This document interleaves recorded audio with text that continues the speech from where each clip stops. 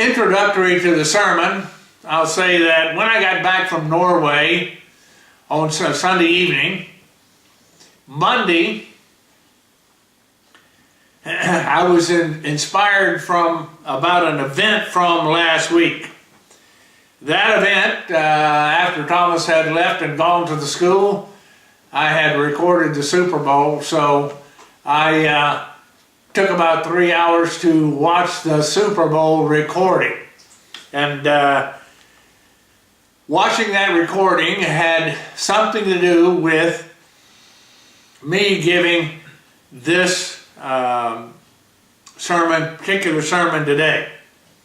Tone of the sermon is a little bit, it's not pornographic, I would say, but it is gamey.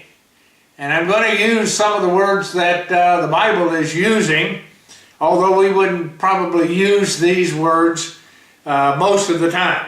But it is biblical language, and I'm not going to back away from speaking in the same words in which the Bible speaks. Subject of the sermon today is going to be the woman and the beast. I entitled it The Woman Who Rides the Beast. Now that probably brings quite a few memories to your mind, many of you anyway. Some of the others, it might be somewhat of a new subject to you, but nevertheless it's a very biblical sermon, and one that very biblical subject, I should say, and one that is well known to people who understand a lot about the Bible. I'd like to give recognition and thanks again to Dr. Ward, who helped me to understand what expository sermons are. This will be an expository sermon as opposed to a topical sermon. Expository sermons expose, shine light on, and take time understanding a section of the Bible. And we will be exposing, shining light on, trying to understand a section of the Bible, at least in part, which is Revelation chapter 17. So it's expository, not topical. It is a prophetic sermon because Revelation 17 is a highly prophetic chapter in the Bible. And so its basis, then, the woman riding the beast, the basis for this woman riding the beast is the book of Revelation. So my SPS is to speak to you in an expository sermon about the woman who rides the beast in Revelation chapter 17. And I start by saying, there is a woman. Now, that should probably go without saying, but nevertheless, I think it is profound for us to say that and to think about it and to understand it. Here's the opening statement of the chapter in Revelation chapter 17. And this opening statement has quite a bit of information in it about what's going to follow in the whole chapter. Here John is, John is in his 90s by this time. We assume that this has got to be about 90 AD. Christ was crucified around 31 AD. And here it is, some maybe 60 years later. And John is on this day in prophecy, and we'll see here a day is used in this particular segment of the Bible as well. So we'll be getting to that. And John introduces the book of Revelation by saying he was in spirit on the Lord's day. And that's probably a duplicate or something that has dual meaning in that he was probably speaking that this revelation appeared to him on the Sabbath day, which is the Lord's day, in spite of the fact that many people who read and look at the book of Revelation try to take this as justification for Sunday worship, because they have made their own code work up to say that the Lord's day is Sunday, not Saturday. But the Lord's day is not Sunday, because it tells us in the Gospels that Christ is Lord of the Sabbath day. So that pretty well puts that to rest. But anyway, John is there, and we get through all of these things that he has seen in vision and records later, to here we are in the 17th chapter of the book of Revelation. At that point, the chapter opens. There came one of the seven angels, and we won't go into who the other six angels are, but this one had a particular responsibility. This angel was one of the ones which had the seven vials. So you understand right away, even though we won't go into it, that this angel's responsibility was very important to God, and something that a whole chapter of this book is devoted to. Talk to me, John said, saying unto me, here's who I am. This angel is saying, here's who I am. This is what I am called to do. This is why I have come to you. And this is what you should know about what is about to ensue in this chapter. Come here, come hither. I will show unto you the judgment of the great whore that sits upon many waters. So there the Bible is saying that there is a woman who is not a nice woman, rather she is a whore, and she sits upon many waters. God is not happy with her, and before we get to the end of this age, she will be judged. So, a profound piece of information. The purpose in the chapter then, as explained by this angel, is it is all about the judgment of this woman. Now, involved in the chapter as well, because you can't really have the things that this woman is being judged for being explained without this other character in the cast of characters. If we say the cast of characters, here we think of the two primary ones as being the whore and the other one the beast. So the beast is intricately involved in the chapter. Is the chapter about the beast? Question. Is the chapter about the beast? No, the chapter is not about the beast. The beast is ancillary to the explanation about the chapter, but the chapter is actually about the whore and judging the whore. That's according to the angel who is delivering the message. However, references to the beast are necessary. But as I go through this sermon, I'm going to focus on the woman, and I'm going to minimize my references to the beast, which is also a very complicated presentation. The beast is a very complicated presentation. But I'll have to refer somewhat to the beast, but mostly I'm going to be talking about this woman, this whore who sits upon normal position, and as time goes by, sits upon many waters. There's prophetic symbolism involved here. Consistently throughout the Bible, a woman relates to a church. So when we see this whore sitting upon many waters, we understand that it is really not about a physical woman, but it is about a church. And so we just understand, because of prophetic symbolism, that that's the case. I can give you a couple of quick examples. One, Eve is used as a symbol in the Garden of Eden, well understood by all of the commentators, as a symbol of God's true church. Particularly there it says the serpent would bite her heel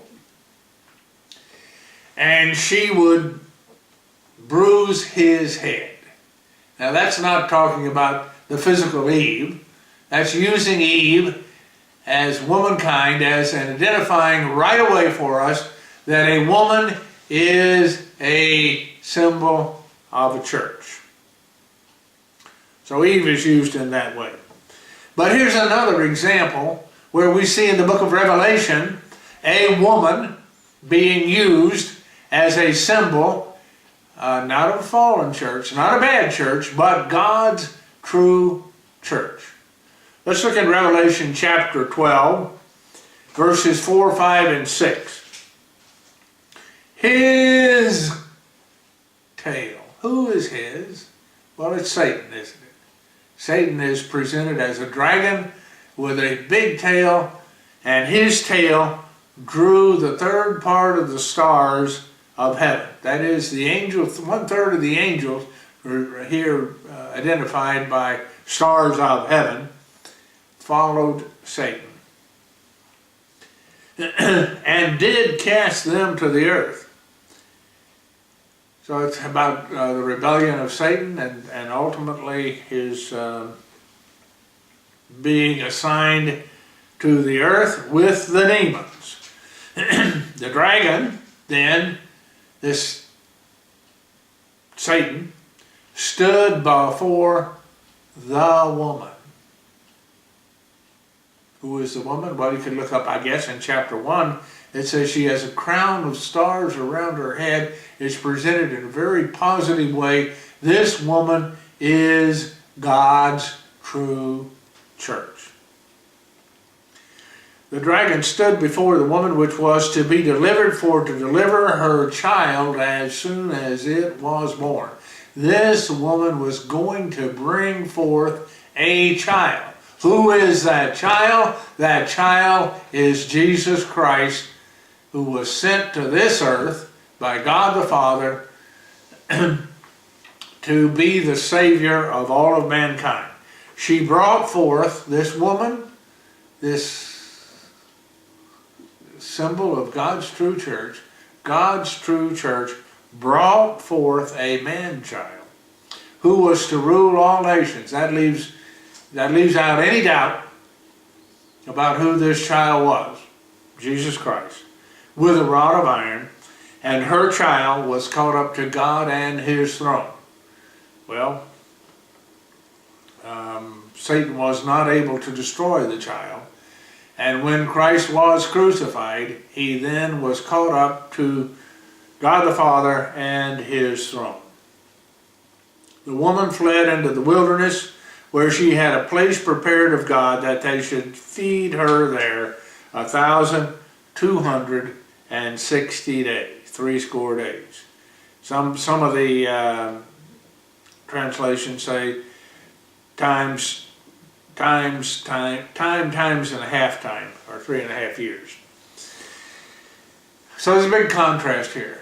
Both cases, the whore sitting on the waters is a spiritual symbol of a woman. A woman is a spiritual symbol of a church. The contrast is, here, this woman is a spiritual symbol of God's true church. So I hope you understand and see that I'm demonstrating to you here that in prophecy, a woman is a symbol of the church. This woman, this whore, was doing what whores do. What do whores do? They will sell you any part of their body or anything that you want to do for money.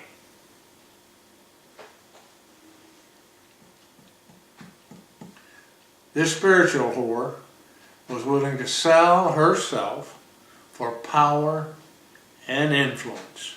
Starting with year 130 is the first record that I know of about it, when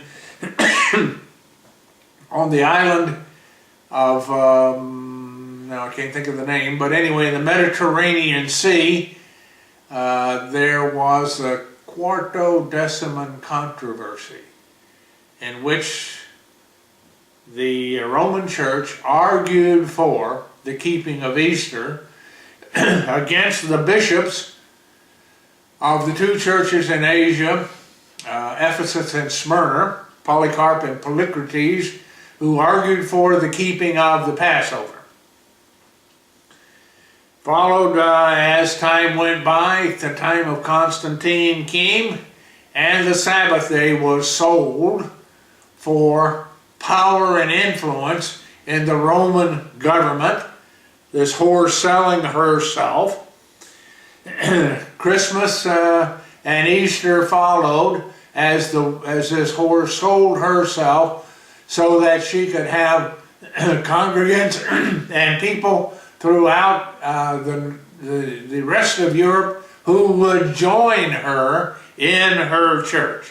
Power and influence by numbers was the thing. Food laws were sold down the drain. Taking God's name in vain was also no longer a problem. Blatant idolatry everywhere.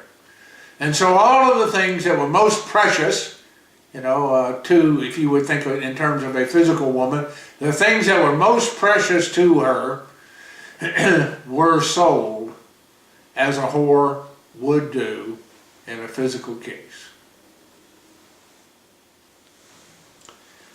Fact is, there is a woman, and this woman will do anything for power and influence. So if we know that there is a woman, let's identify that woman. We go to the very last verse in Revelation chapter 17. It's a fairly short chapter. 17 verses in the chapter. Here it says something that might be a little bit of a head scratcher, since I said that a woman in prophecy is a church. Because here in Revelation chapter 17 and verse 18, it says, "The woman which you saw is that great city." Is a city a woman? Is that great city which reigns over the kings of the earth.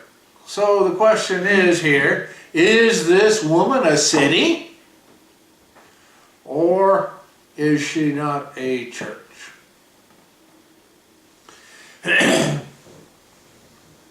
Let's jump back up to Revelation chapter 17 and verse 9.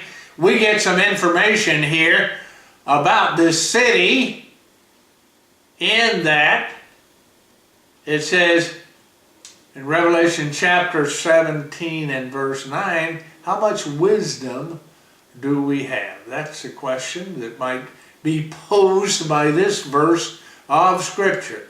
Here is the mind which has wisdom. The seven heads, and these relate to the beast and so on. The seven heads are seven mountains on which the woman sits. Seven mountains on which the woman sits.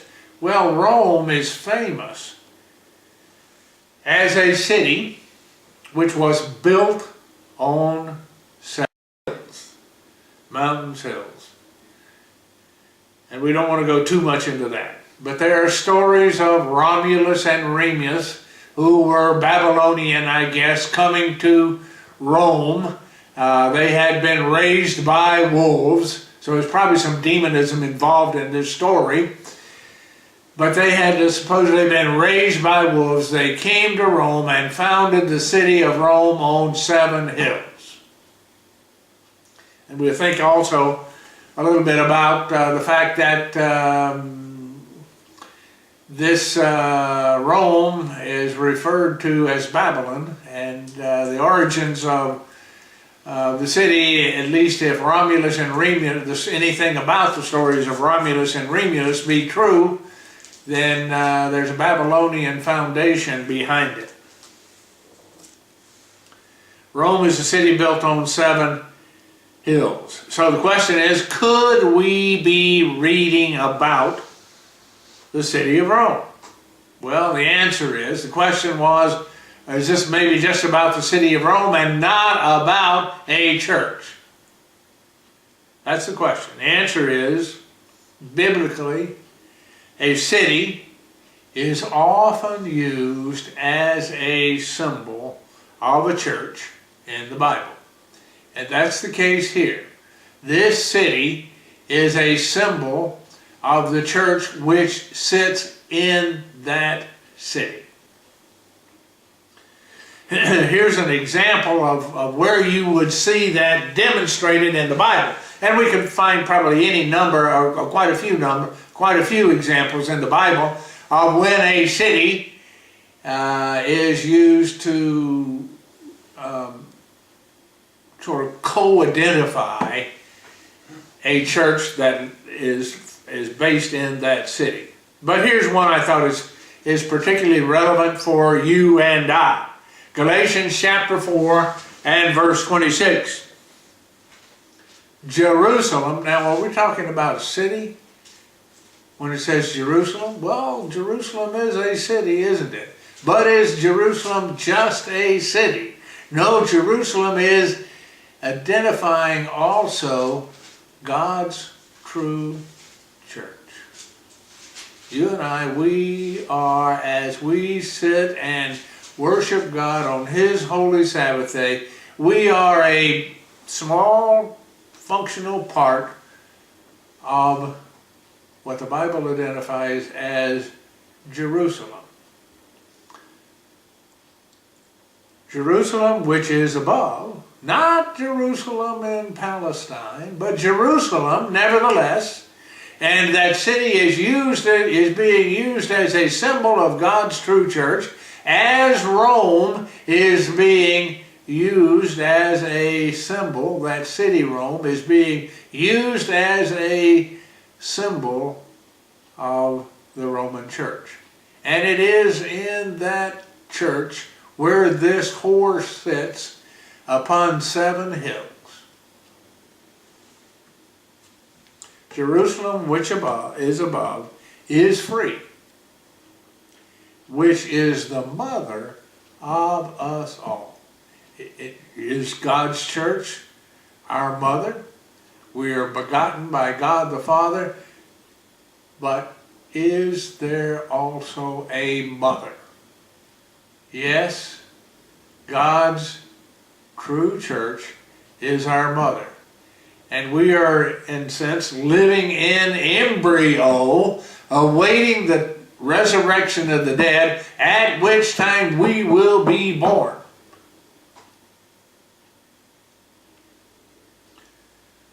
So when the Bible talks about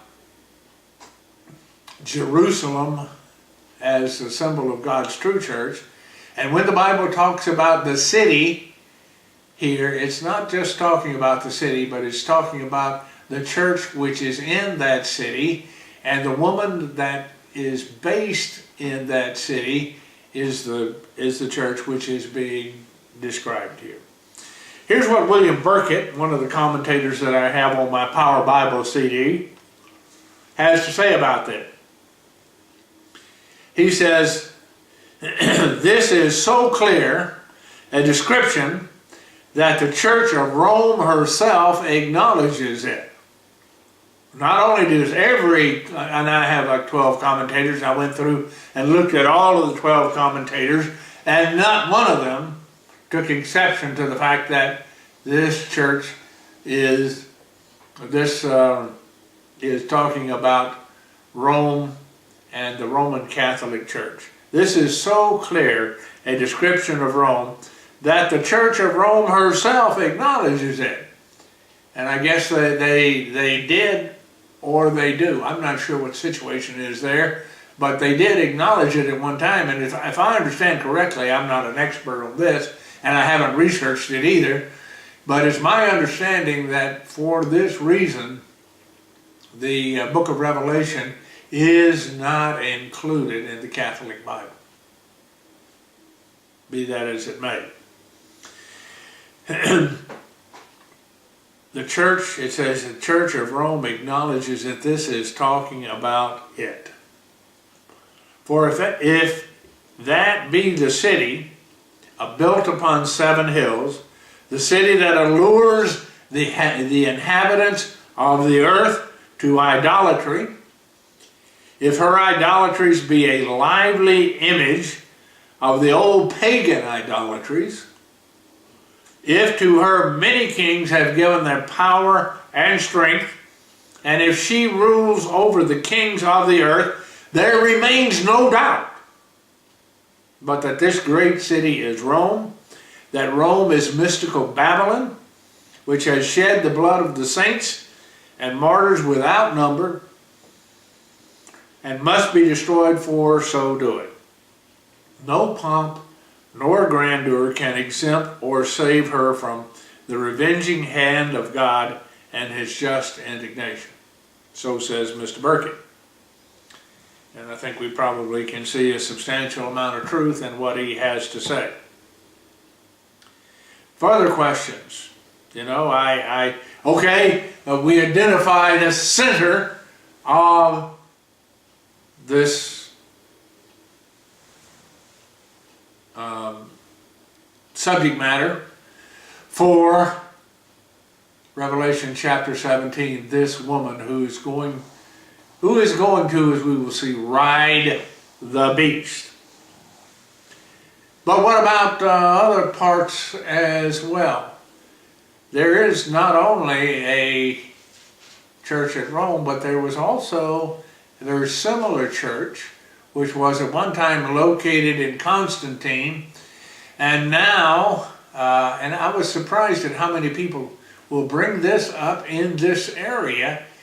Now in Moscow is the Third Rome. They call it the Third Rome. And so is that included in what is being said here, which is centered and was centered and is still centered in the city of Rome in Italy? And if we go a little bit further than that, what about the Protestants, the Protestant daughters who were born from the whore?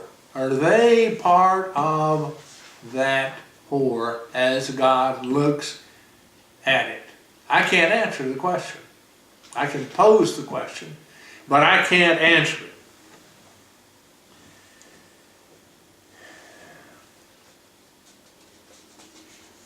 There is a unanimous consensus among the commentators that this relates, the 12 commentators that I have on my Power Bible, that this relates to the Roman Church. So for that identity, I said, who are we going to identify? There is a woman. How do we identify that woman? That woman is identified, the whore of Revelation is at least in part, can hardly be any question about it, the church at Rome. And I would, be my opinion, it's more likely all of false Christianity.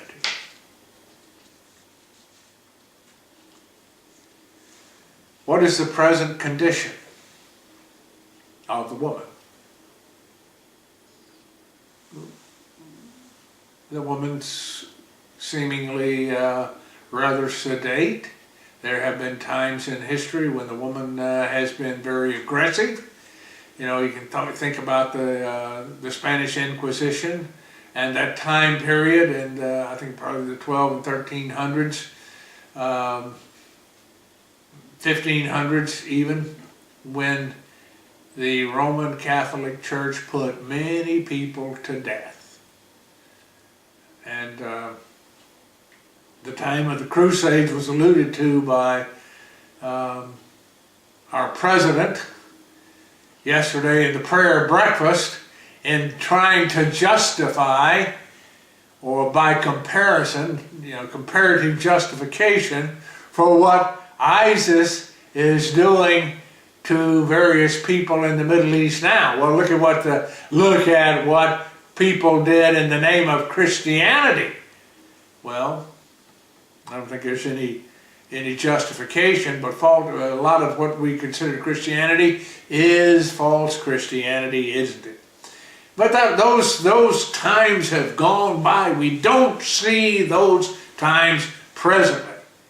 Now the woman seems to be sitting placidly on the water. Revelation 17:1, there came one of the seven angels which had the seven vials, talked with me, saying, come hither, I will show you the judgment of the great whore that sits upon many waters. As we look around now, we don't see the kind of aggressive nature that the Roman Catholic Church has shown in centuries gone by. Now it is sitting on water, so let's take a look at the scripture in verse 15, which identifies what the water is. Because it's symbolic water. It's not something that came out of your bathtub, not something that came out of the ocean. This is spiritual water, and it consists of, as it says to me, Revelation 17, verse 15, the angel said to me, the waters which you saw where the whore sits are peoples, multitudes, nations, and tongues. That's what we see right now, isn't it?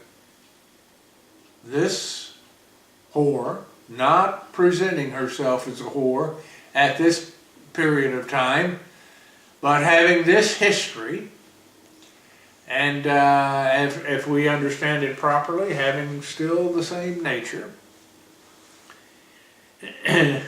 is riding on the top of many peoples, nations, and so forth. You can look at South America, predominantly Roman Catholic. You can look at what vestige of religion remains in Western Europe, and it's primarily Roman Catholic. There's a heavy contingent of Roman Catholicism in the United States. There is in many places of the world Roman Catholicism. And in other places there is quite a heavy contingent of Orthodox Catholics, if we want to say the second and third Rome. And if we go through many areas of the world, we will find also that there is a lot of Protestantism in some of those places. But that's how the waters are identified. The present condition of the woman is sitting quietly on the waters at this point. There's not a lot of turmoil in the waters. There's not a lot being stirred up, although there are lots of things going on which may result in that. An example that we have seen in our lifetimes in this century of how this woman can influence the attitudes of a whole people and a whole nation, and somehow gain sway over those people, happened, I don't know now, it's probably 25 years ago in Poland.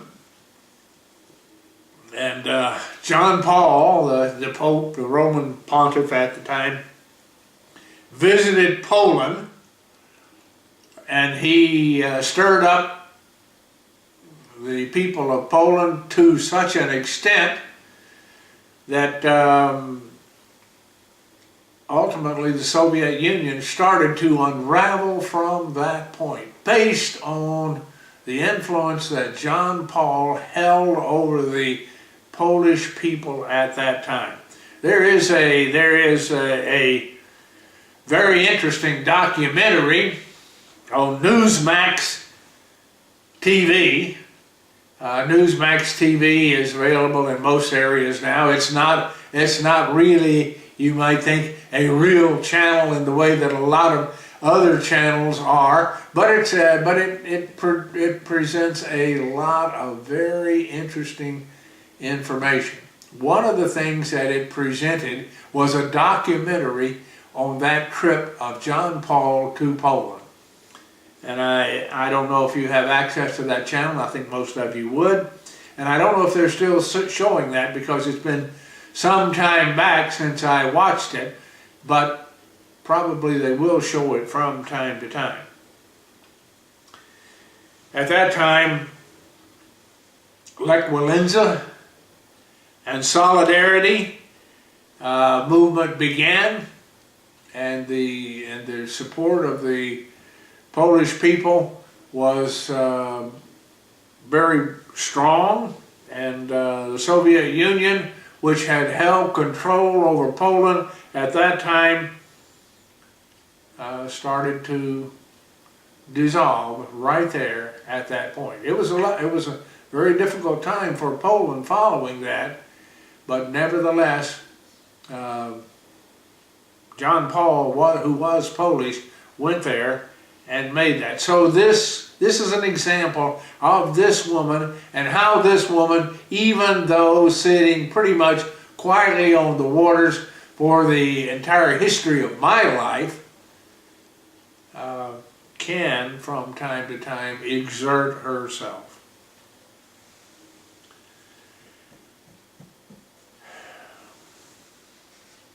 She's sitting and waiting for her hour, because her hour is coming. That hour will be at the very end of this age. Now remember, we're talking about the judgment of God on this whore.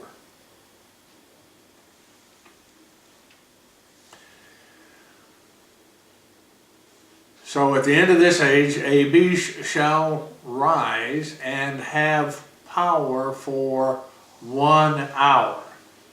Power for 1 hour. Revelation chapter 17, verse 12. Now, without again trying to go into what the information about the beast, the beast has 10 horns, and it's explaining here something about those horns, although the purpose of this chapter is primarily the judgment of the whore. 10 horns which you saw are 10 kings which have received no kingdom as yet. As yet.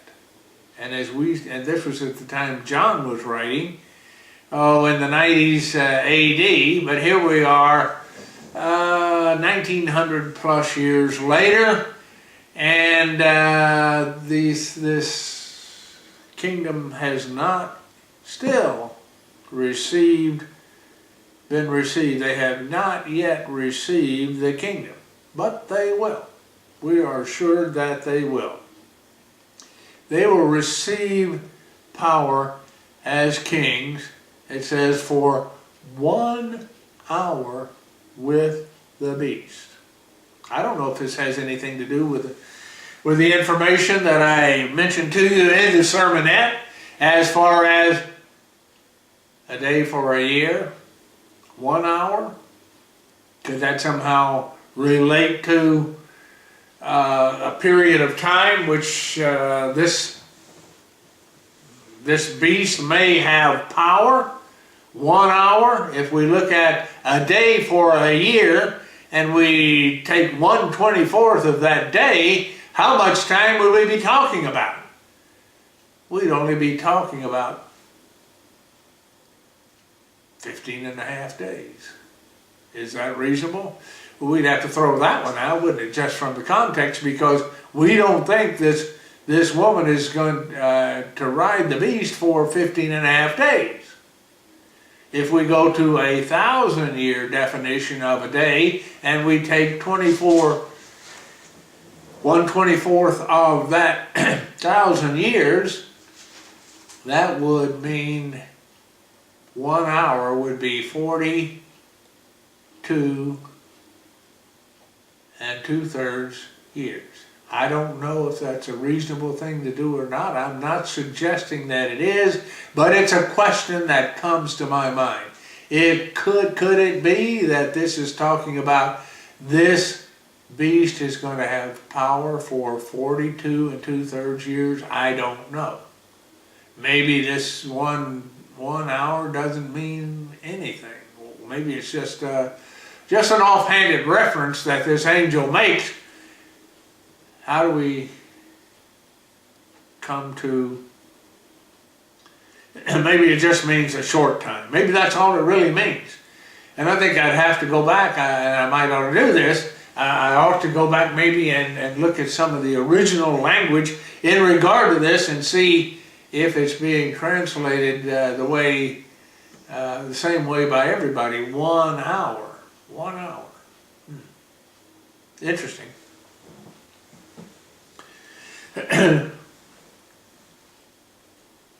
When that happens, this woman will no longer sit placidly on the waters. There will be a transformation. The woman will become aggressive and very, very active in conjunction with this beast that's being described here in Revelation chapter 17. She will go from sitting to riding. Matthew 24 and verse 24, what could bring this about? How could this woman become so magically transformed, seemingly in such a short period of time? As we look at how the deterioration in her power has gone on over a long period of time, probably going back at least a couple of 100 years. Christ says this, Matthew 24 and verse 24, a pair of 24s. There will arise false Christs. Now, he's talking to the age.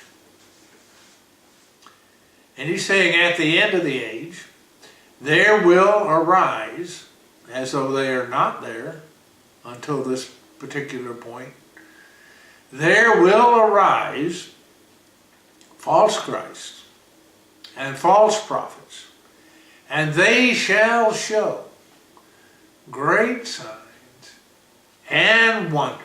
Great signs and great wonders. It's a parallel piece of information there. They're going to these false Christs and false prophets will show great signs and wonders.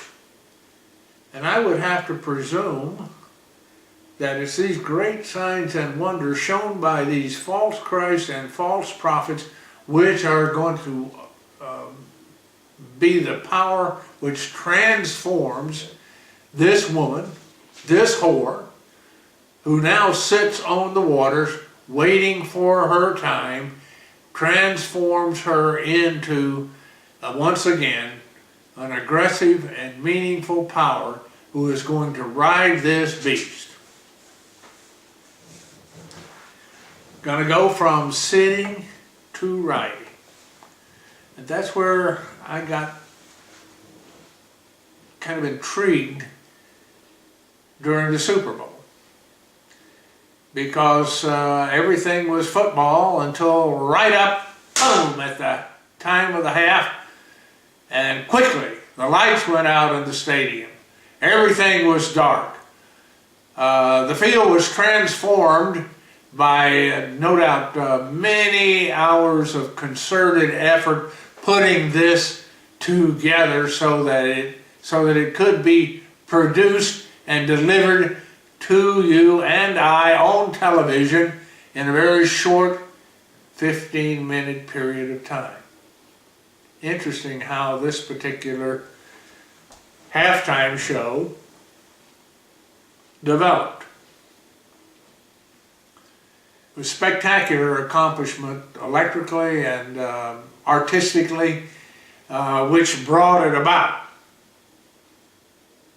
And we saw there the most wonderful situation, from sitting to writing.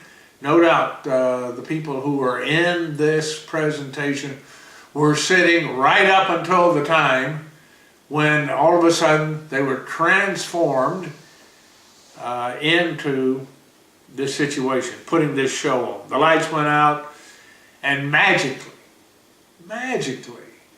as far as our eyes were concerned, I watched a little commentary. There was maybe 5 minutes of commentary between the people talking about the football game.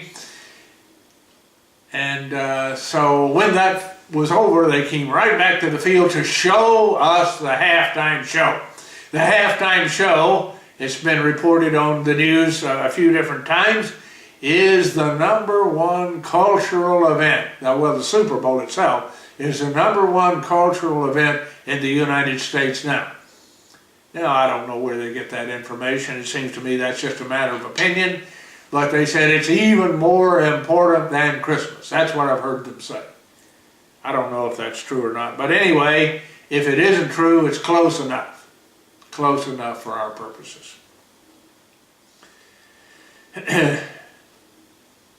So, magically then, when we come back from listening to these announcers talking about this play, that play, the other player, the other play, the one player or another, and what the players need to do, and what the coaches and teams need to do, as we're fed that boredom, then we come back onto the field, and during the time when that was being held, this field has been transformed, and suddenly onto the camera comes this magical electronic beast. And this woman, and I don't mean to relate the woman to the language of the Bible, I have no knowledge of anything about her except that she's a performer, and many performers can perform different parts.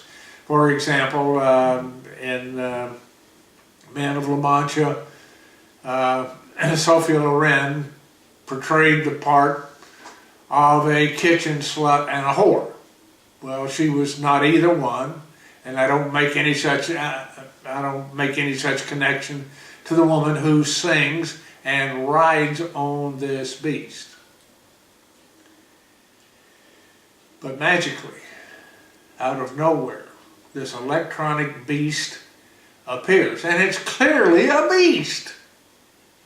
And this woman is prancing and dancing and singing and riding the beast. And the beast itself is prancing and dancing with the woman. And with the most euphoric expression on the face of the beast, as well as on the facial expression of the woman. Here's an important thing to note. Whenever someone rides a horse, whenever someone rides an elephant, whenever someone rides a camel, and our kids have ridden horses, elephants, and camels, whatever animal that may be ridden, the rider is in control of what is being done by the animal.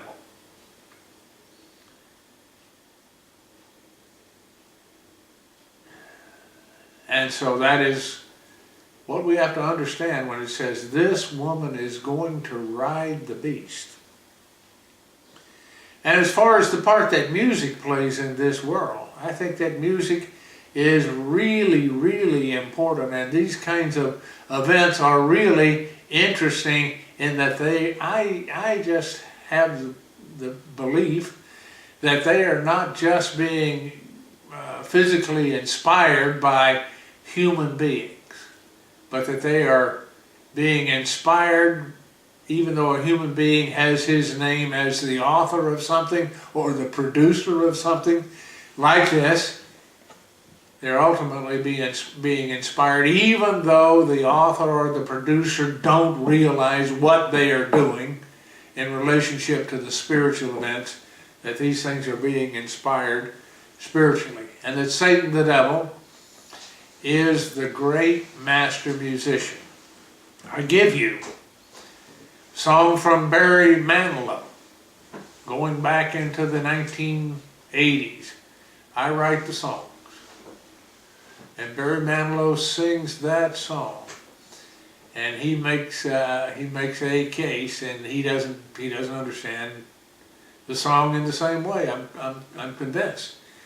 But those songs are written by someone who has the power to write through a long period of time and write through a lot of different people. I write the songs. I write the songs. I've talked about Puff the Magic Dragon. You know, it makes the dragon into a most wonderful character. But a lot of the symbolism that is used in the book of Revelation about that dragon can be seen in the song if you analyze the words and you're not just singing something nice and lyrical. I remember at one time going to a musical in New York City called Aida. And that musical being portrayed in being presented in New York City, we were there because Lindsay Todd was there to have Johnson O'Connor testing, which we have done for many of the young people through the years. And she was there on that, and she asked to see this musical because it was the newest, most exciting new musical on Broadway at that time, Aida. Well, Aida was a musical about Egypt. And Egypt, of course, is a symbol of this present evil world. And the music in there, I was so negatively affected by that music. I can't even tell you the sort of the central song to that, and it was written by Elton John. The central song to that was "Like Father, Like Son." Like father, like son. And the father was evil, and so was the son. So what's the message there? And who wrote that song? Did Elton John really write that song? Or was somebody else trying to say something about God the Father and Jesus Christ? Frequently there are hidden messages in music. I just get the impression that we, when I say we, mankind is being laughed at by a segment, not all, but a segment of the spirit beings who like to make sport out of us. And here's this woman just presenting so dramatically the image of what is talked about here in Revelation chapter 17. Verse 13, these have one mind and shall give, they're talking about the different nations, will give power and strength to the beast. And these shall make war with the Lamb shall overcome them, for he is King of kings and Lord of lords.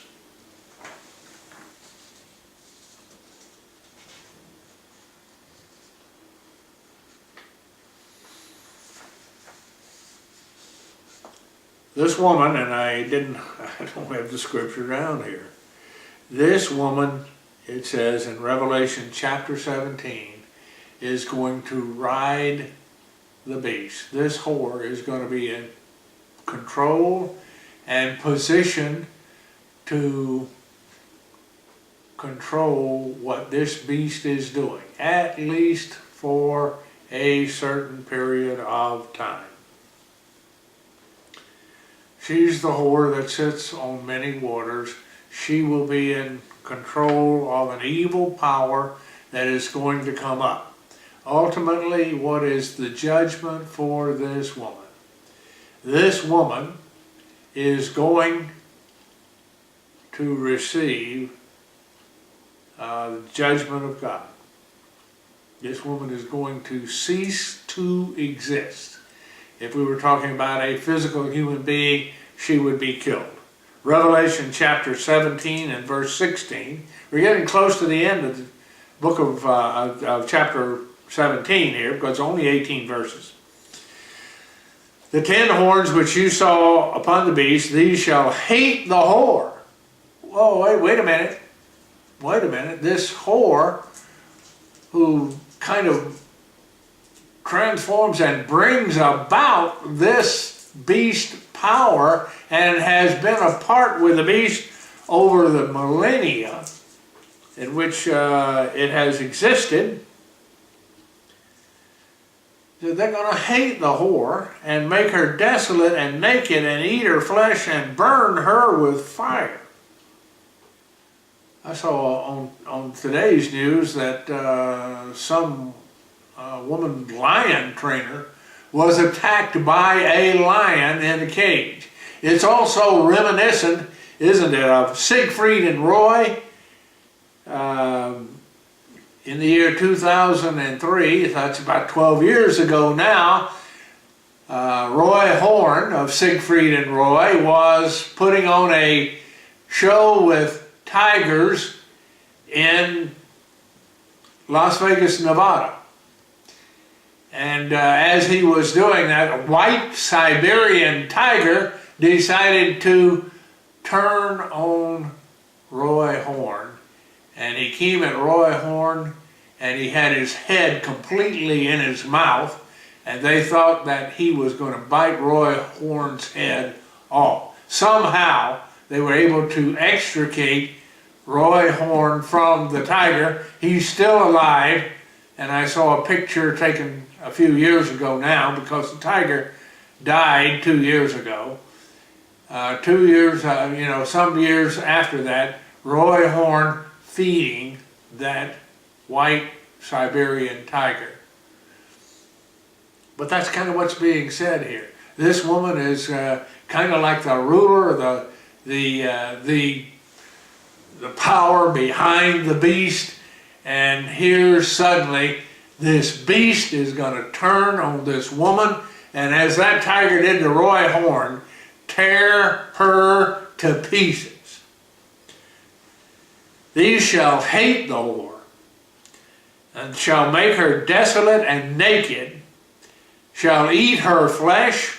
It's kind of almost cannibalism. It's obviously not a physical woman and not a physical cannibalism, but nevertheless, it's enough to give you some imagery about what is being talked about here.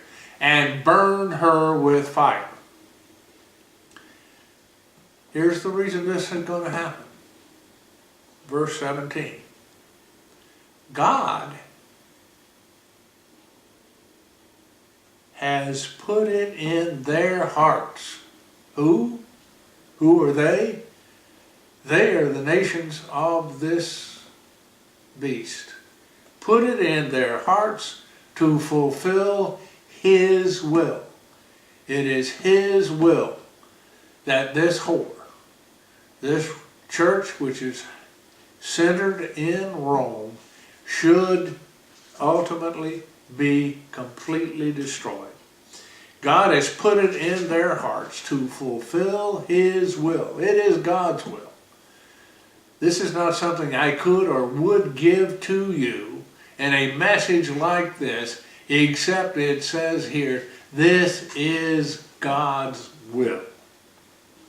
And to agree and to give their kingdom unto the beast until the words of God shall be fulfilled.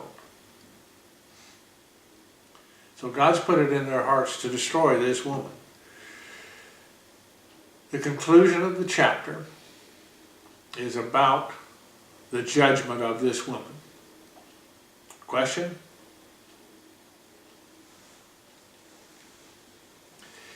How comprehensive is this judgment? And I don't know, and I don't think anybody knows who is going to fall under this judgment. The Pope? Cardinals? What about bishops?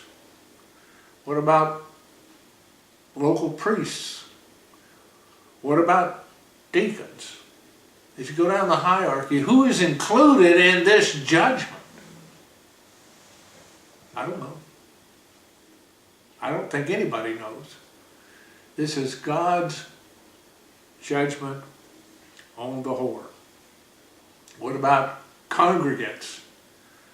We probably all doubt that they would be included. What about children who've attended? Almost certainly not. Nevertheless, it says she's going to be cannibalized. This whore is going to be cannibalized. Her flesh. Those people who are a part of this church, especially the higher hierarchy of the church, it would seem to be saying, are going to be cannibalized. Allegorically, not literally. What about fire? Burned? Well, maybe this beast power who's going to turn on the whore, it says, and burn her. Maybe all of the places of worship will end up being burned. I don't know. Nevertheless, it's clear to us that the beast, this 10-nation power group, will execute God's judgment. Here's the conclusion. There has been this whore for 2,000 years. Her normal position is sitting on the waters. At the end of this age, she will participate in the rising of a beast. She will ride on that beast, exercising the control of a rider. The woman will control the beast. But there is a judgment. God's judgment against this whore. She will be killed and destroyed by the beast. Let's say, if spirits are laughing as human beings, sort of adulate this woman on a beast, then ultimately other spirit beings also might be laughing. And the old proverb says, he who laughs last laughs best. I don't believe it's going to be laughing for anybody, though. I don't believe that anyone at that time will be laughing. I don't believe that God will be laughing. But this is the expository sermon about the woman and the judgment of the woman from Revelation chapter 17.